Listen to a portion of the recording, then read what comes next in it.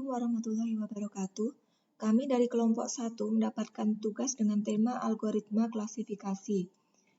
Untuk pembagian peran dalam tugasnya, saya mengerjakan algoritma C45, Bapak Simon Liling pembuatan video dan editing, Bapak Erwin Pratama Hadi mengerjakan naive-Bayes, Bapak Catur Yono Heriwibowo algoritma K-nearest neighbor, Bapak Irwan Darmawan pendahuluan, editing konten, serta penyusunan PowerPoint-nya.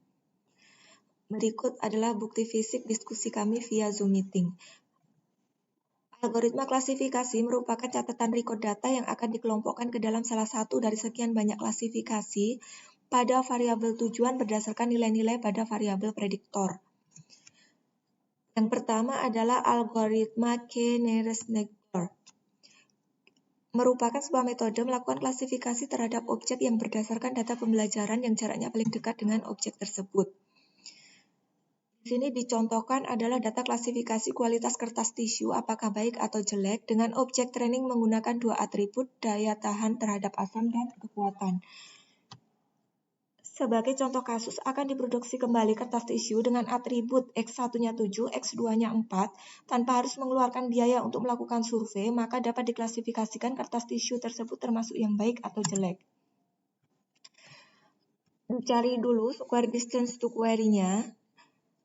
Kemudian didapatkan jarak terkecil, yaitu data kasus 1 yang pertama dan data kasus 6 serta data kasus 5.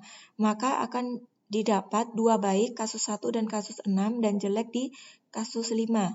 Dengan perbandingan tersebut dapat disimpulkan kertas tisu dengan atribut keasaman 7 dan kekuatan 4 masuk ke kategori kelas baik. Algoritma C45 merupakan salah satu alat dalam data mining untuk membuat pengklasifikasian dalam bentuk pohon keputusan yang membutuhkan set data awal yang mewakili item klasifikasi. Untuk contoh kasus C45-nya, ini ya bermain tenis ya atau tidak, nanti diurutkan, dilihat dari outlook, overcast, rainy, sunny, kemudian temperature-nya cold, hot, mild, humidity, high, normal, wind-nya weak atau strong, dicari entropinya, information gain-nya, split info, gain ratio, nanti akan didapatkan keputusan di situ dengan mengurutkan.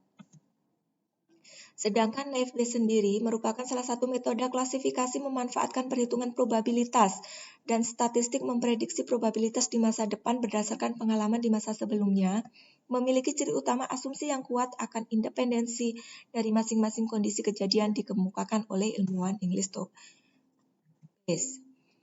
Untuk contoh kasusnya penentuan status pegawai dengan input pendidikan, pengalaman, dan gaji pokok.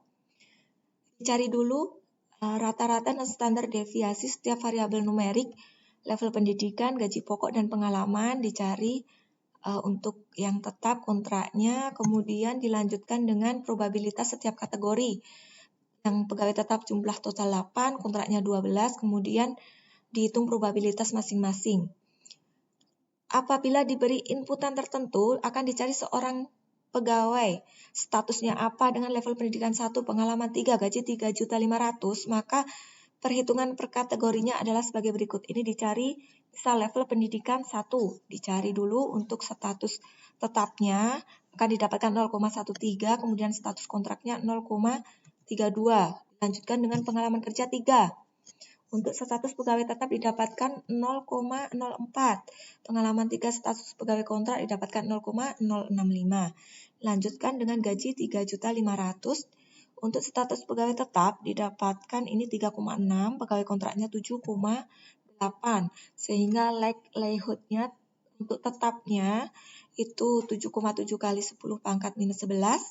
Sedangkan likelihood kontraknya 1,1 kali 10 pangkat minus 9. Nilai probabilitas dapat dihitung melakukan normalisasi terhadap likelihood tersebut sehingga jumlah nilai yang diperoleh adalah 1. Setelah dilakukan normalisasi, maka probabilitas tetapnya 0,07 untuk pegawai tetap dan probabilitas kontrak 0,92. Sehingga dilihat dari probabilitas tertinggi pada status pegawai kontrak dapat disimpulkan bahwa pegawai tersebut memiliki status pegawai kontrak. Demikian dan terima kasih.